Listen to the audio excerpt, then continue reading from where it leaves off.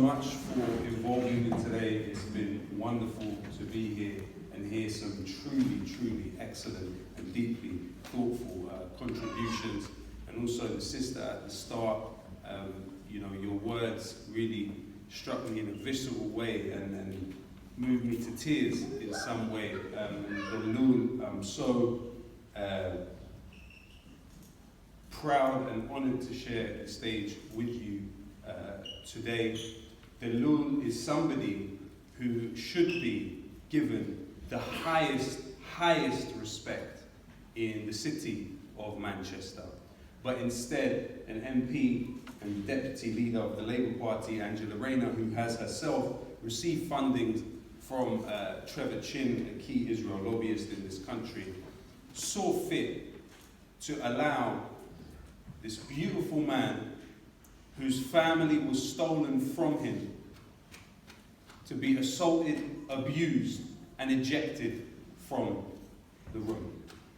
That is a mark of shame on Angela Rayner, on the Labour Party, and all of those who support its project in Manchester.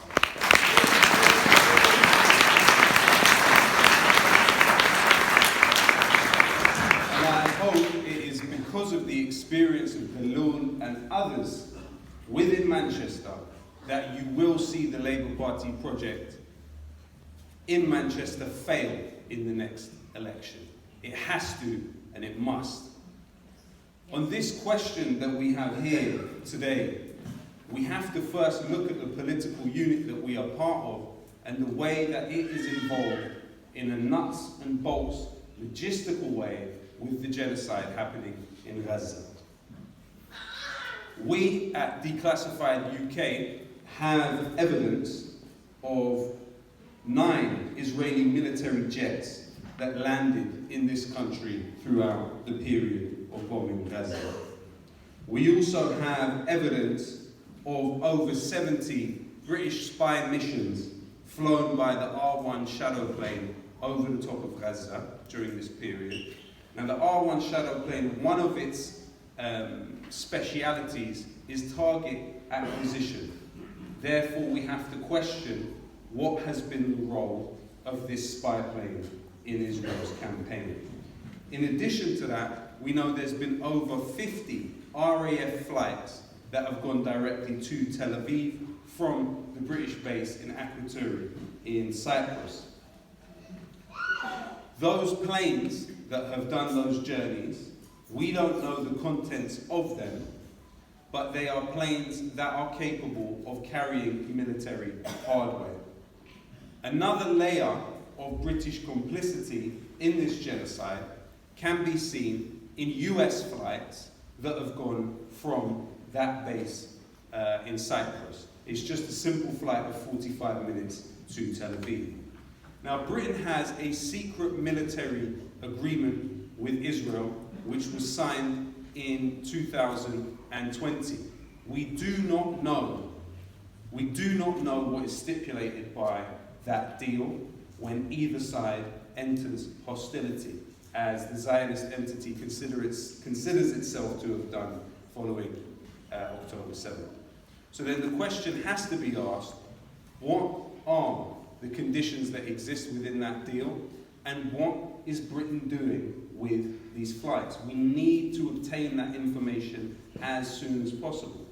And even in the case of Ben Wallace, the former defence minister of this country, he was actually the defence minister at the time that the 2020 deal was signed.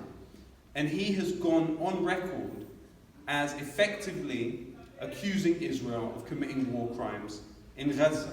So there's some interesting space for manoeuvre there. In addition to that, we know that immediately after October 7th, an article was published in the Sun newspaper. Please don't hold it against me mentioning that name. That was talking about the possibility of an SAS operation inside Gaza.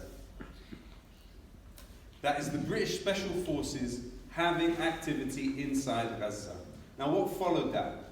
The British government issued something called a D notice, which is when they contact journalists and they say, we would prefer you don't talk about this particular issue for national security. Now, in the case of this D-notice, if there was no SAS involvement in Gaza, why would a D-notice be issued? That is the question that has to be asked. And no one in the mainstream media following the issuing of that D-notice has published anything about SAS vis-a-vis Gaza. The former British ambassador to Uzbekistan, Craig Murray, went on record as saying that the British are intercepting the electronic communications of resistance factions inside Gaza from their base in Cyprus and feeding that information back to the Israelis. There are many layers of British involvement in what is happening. When Israeli snipers kill Palestinian women sheltering in churches, remember that Britain over the years has not only sold components for sniper rifles to Israel, it has sold whole sniper rifles to Israel. As was so eloquently put forth earlier on, the F-35 is reliant on components that are made in Britain. And of course, you have 100 UK-based companies that are involved in the construction of the F-35, believe it or not. From, of course, BAE Systems, to GE Aviation, to Martin Baker, to Cobham, to Ultra Electronics, to Rolls-Royce, just to name a few of the companies based in Britain that have a role in the construction of the F-35. But then when we come to the question of BAE Systems, you have an organisation that in 2023 reported its highest ever profits. It was a record-breaking year. In that year alone, BAE Systems raked in record sales of £25.3 billion. That was thanks partly to Israel's genocidal campaign in Gaza. Not only does it provide the Israeli Air Force with essential components for the F-35, but also the F-16 and the F-15. Now, when an F-16 bomber has to work on targeting a Palestinian target in Gaza, they use technology that comes from BAE Systems. It's the HUD gunsight technology. BAE also has a history of working with several different Israeli arms companies. For example, the Israeli state-owned Rafael Advanced Systems, and also the now infamous Elbit Systems, which is the largest Israeli arms company. BAE even used to have an Israeli subsidiary called Rokar BAE, and they developed the Silver Bullet. It's a precise guiding kit that they worked with the Israeli military on. And it has been able to then go on to be sold to a subsidiary of Elbit Systems, IMI Systems. Even when you look at Israel's Apache helicopters, they also include components from the BAE Systems subsidiary Rokar, which was later purchased by Elbit Systems. Now, Britain, as a signator and a ratifier of the Arms Trade Treaty, it should not make any exports which, quote-unquote, may be used for violations of international humanitarian law. What you have is Britain breaking its own laws in order to export these arms. When we see the case of the 3 British citizens who were killed in Gaza and them being there employed by a British intelligence firm by the name of Solace Global, and them having military backgrounds, you also look at the very missile that killed them. It was a Spike missile which was manufactured by Israel's state-owned arms company, Rafael. Now, Rafael has a factory in this country. It has a factory in Newcastle.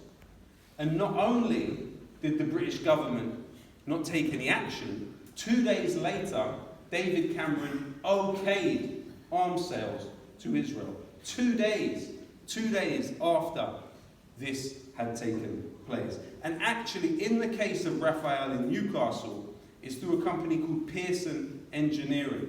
Now, the head of Pearson Engineering is a current sitting Labour member of the House of Lords by the name John Hutton. I do not understand how somebody can simultaneously sit in the corridor of power, the House of Lords, at the same time as being employed by a foreign state that is producing weapons that then kill British citizens. Britain should adhere to the provisions of Article 1 of the Convention on the Prevention and Punishment of Genocide. All parties to the Convention are under obligation to prevent the occurrence of genocide and punish those responsible for its commission. Is Britain fulfilling its obligations in accordance with international law? There's another side of all of this also. We are being told consistently that Israel has the quote-unquote right to defend itself, and Palestinians essentially have the right to shut up and die. But that's not true, is it? According to UN Resolution 3246, the Palestinians have the right to liberate themselves from foreign occupation through armed struggle. And yes, the United States government, the British government, Israel and the EU designate those who fight against Israel as part of the armed struggle. Well, the US population is about 331 million. That's a government that represents that many people. The UK population, 66, 67 million, supposedly represents that many people. The EU population, you're looking at around 446 million people, supposedly represented by that institution. But what about the rest of humanity and the rest of the world? Well, the government of Switzerland does not designate those organisations in the same way, and that's a population of 8.5 million. The government of Turkey does not designate those organisations in the same way. That's 82 million people. The government of Pakistan does not designate those organisations in the same way. That's 223 million people. The government of Russia does not designate those organisations in the same way. That's 144 million people. The government of China does not designate those organisations that pursue armed resistance against genocide and occupation in the same way. That's a government which ostensibly represents 1.4 billion people. So altogether, you are talking about governments which represent less than 1 billion people have a certain perception of what's happening in Palestine, and all of them just so happen to be involved in the arming and the killing of the Palestinians, while the rest of humanity is not only represented by governments that don't view it the same way, they themselves don't view it the same way. The vast majority of humanity consider themselves to be post-colonial subjects and consider the process of decolonization to have been a positive thing within their societies. Who does the future belong to? Does the future belong to those who have used the rest of the world as captive markets, as captive labour, as free resources for several hundred years? Now, in the case of what can be done in this country and what is being done in this country, you have to remember that Keir Starmer is the most pro-Israel leader that the Labour Party has ever had. And actually, he's to the right of Margaret Thatcher on Israel, and I'll explain why. When the Palestinian cartoonist Najila Ali was killed in Knightsbridge by individuals who were also working for Israeli intelligence, what step did Margaret Thatcher take? She expelled the occupants of the Mossad base in this country at that time. Well, what has Keir Starmer done? He has employed a former agent of Unit 8200 to work directly in his office at Labour. Well, let me tell you a story. In Keir Starmer's constituency of Holborn, there was the head office of Elbit Systems in this country. There isn't anymore. And you know why? 2 words: Palestine action.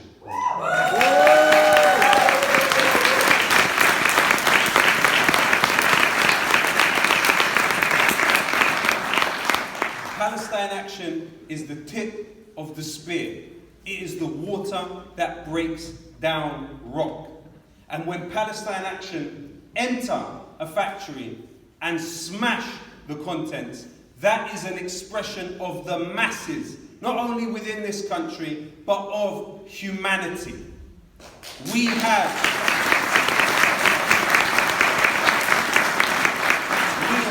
consensus on that. And since the founding of Palestine Action, 77 investors have pulled out of Israel's largest arms company, Elbit Systems. The value of Elbit Systems UK fell by 20% thanks to Palestine Action activity. Elbit Systems sold 2 subsidiaries in this country at a loss due to Palestine Action, but also due to the local community in Oldham specifically, who not only went outside the factory on a bi-weekly basis while Palestine Action went in and disabled the factory. What also happened were local people in Oldham set up stalls in the local shopping area to allow people to get to know what was happening in the Ferranti Technologies factory. They went door to door in the community. They said, did you know that this is what is being made in that factory? And what happened? A company in Oldham that was obtained by Elbit Systems for £12 million was sold for £9 million, and they ran away from Oldham. Oldham defeated big bad Israel.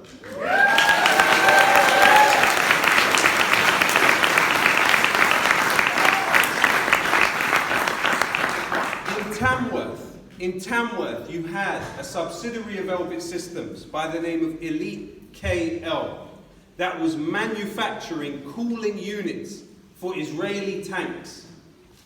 Palestine Action took to the roof of the factory and destroyed the roof. People in the local community became aware of the Israeli factory within their midst. And just a few months ago, Elbit sold Elite KL at a loss and vacated the factory. Big bad Israel was beaten in Tamworth too.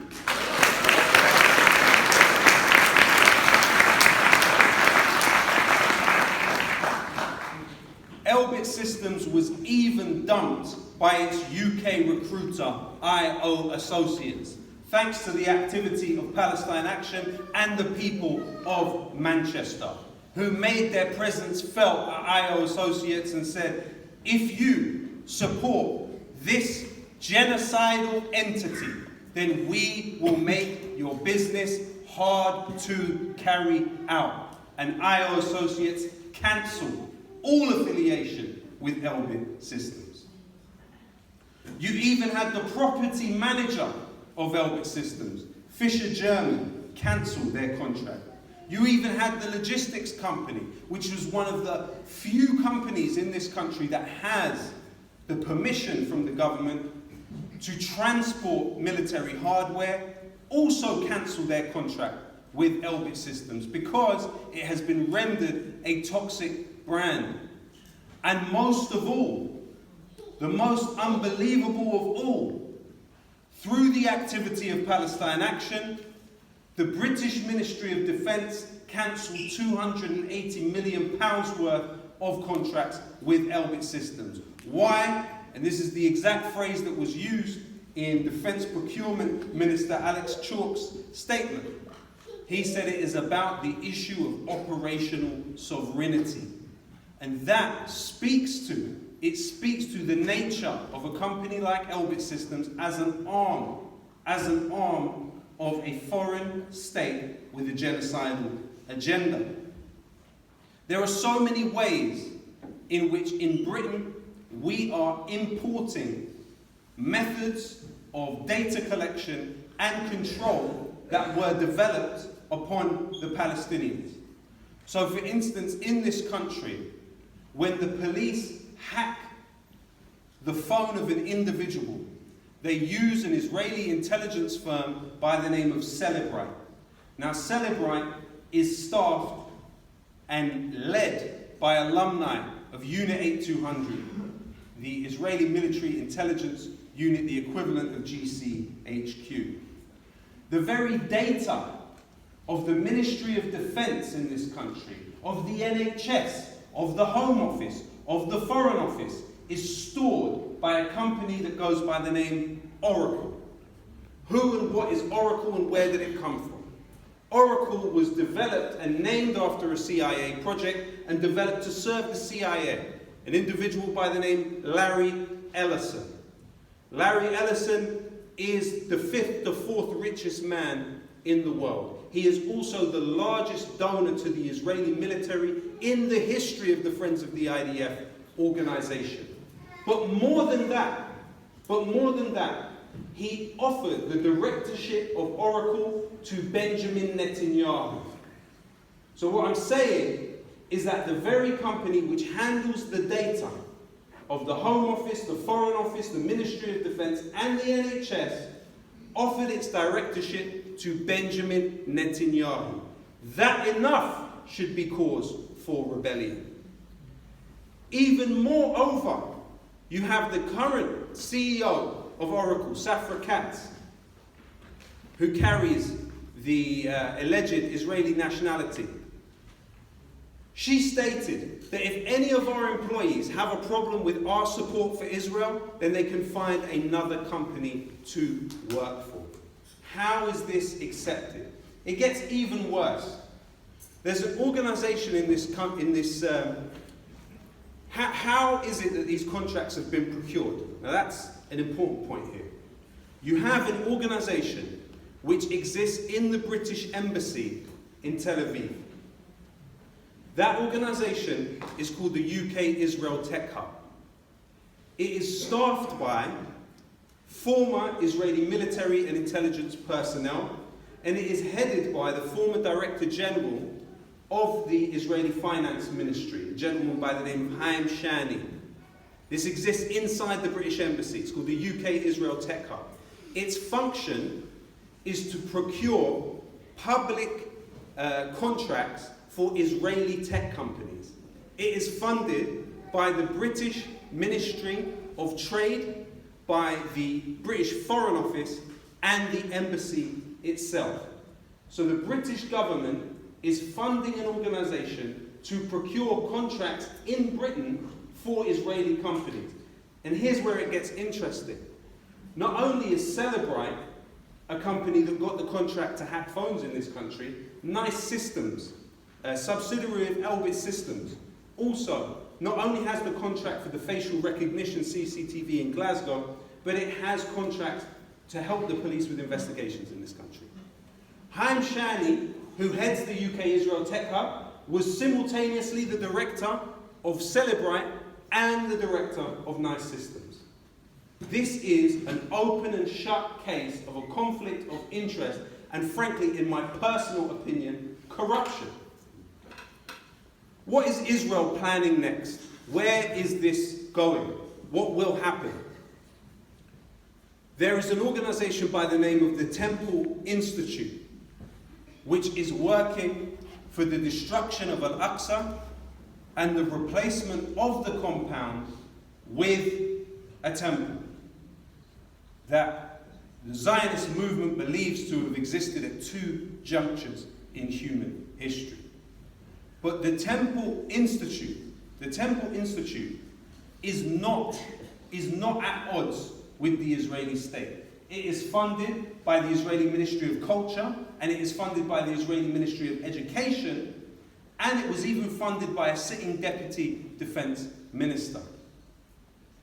Moreover, according to an Israeli military investigation of 2013, it is offered by the Israeli state to join the Temple Institute as an alternative to conscription. As an alternative to conscription. People can join an organization that is working to demolish Al-Aqsa. People in the region tried to tell the rest of the world this is what's happening and this is the gravity of the situation. But we are in a position now where we have to question what would be the response of local actors. What would be the defense that would be taken to protect Al-Aqsa? Well, we've had an important development across the last few days, which is Turkey seemingly cutting trade with Israel.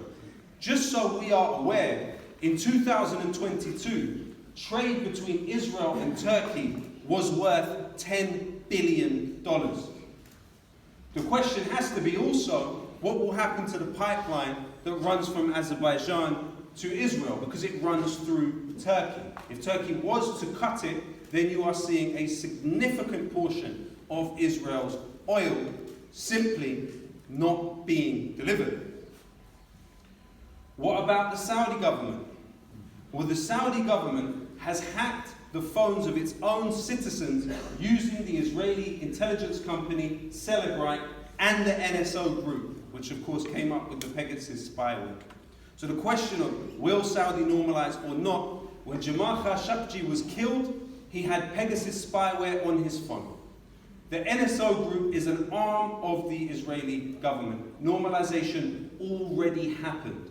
A PR exercise is being rolled out to make you believe it hasn't happened. It has happened. Integration has happened. Through Jared Kushner, he has a joint project with the National Saudi Investment Fund. They purchased ownership in a company called the Shlomo Group.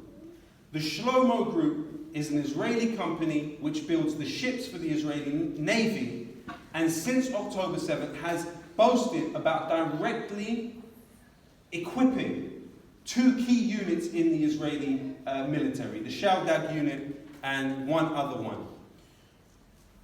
This is a company that is owned by the Saudis. How is this acceptable?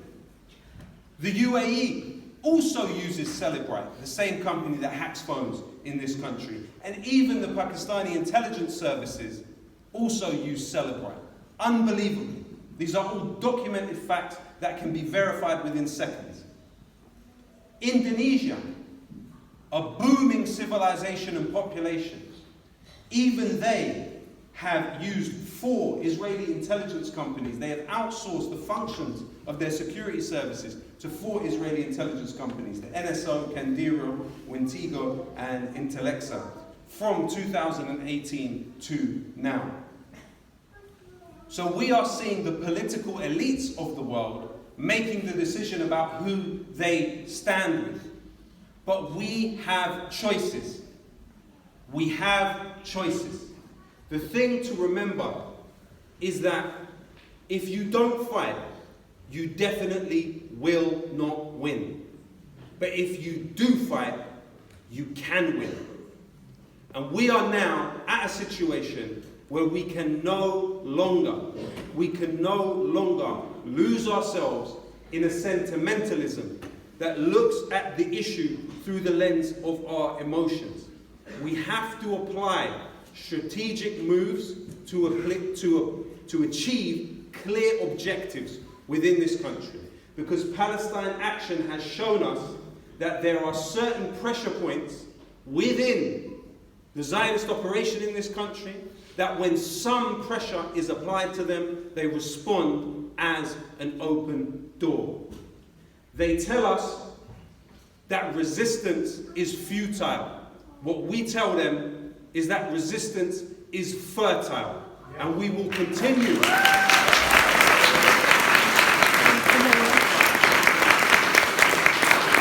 We will continue to plant seeds for trees, even if we do not live to sit in the shade of those trees. We will plant those seeds.